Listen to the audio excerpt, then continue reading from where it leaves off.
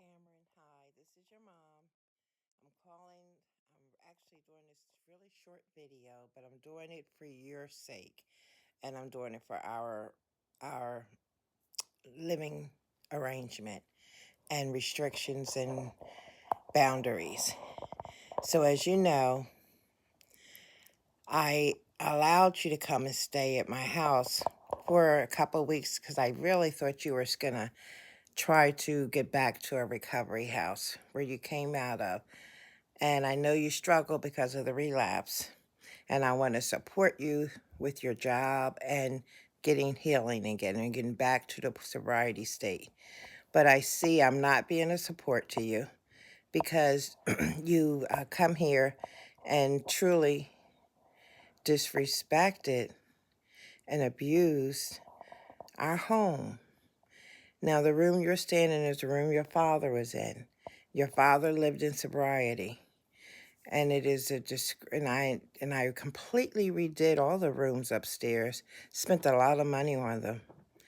So I got to respect that because I'm trying to sell my home.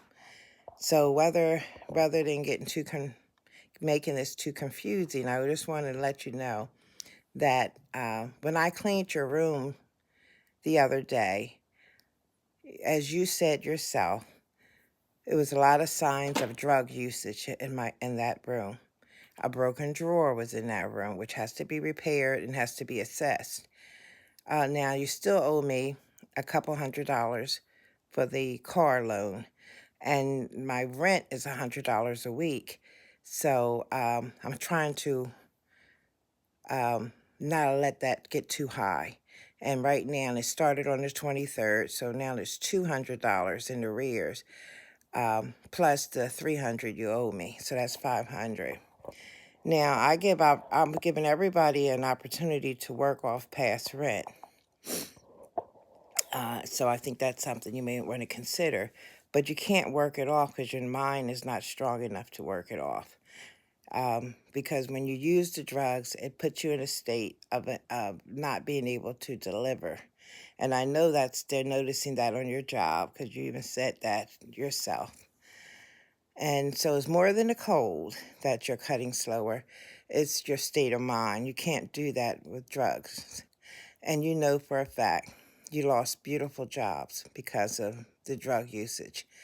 So if there's any evidence of smoking cigarettes or smoking anything in the bedroom, I'm going to have to ask you to leave.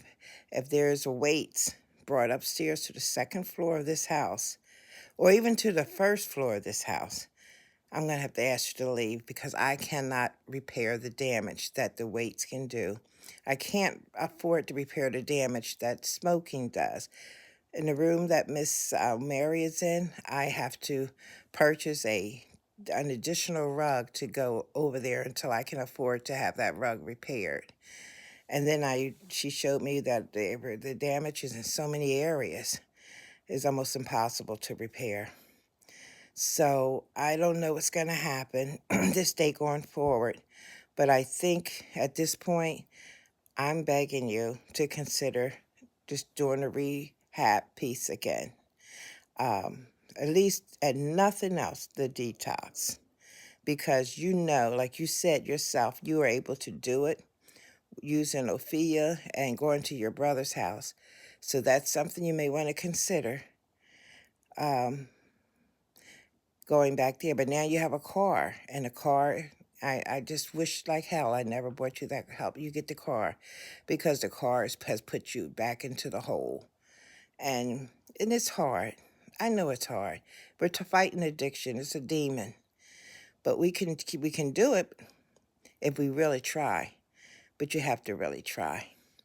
So anyhow, let's start off by just saying I'm going to do room checks every day at the same time at 9 o'clock, whether you're here or not, and then we'll determine what happens from there.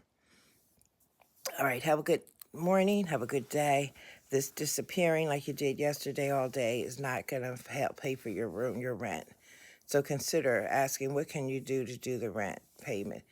One thing I can say is the room next to you, Daddy's room, if we can clear that room and throw most of that stuff out in the trash or clear that room out, that's a $500 job right there off at Carter. And you're welcome to take it. All right, have a shalom, shalom, shalom.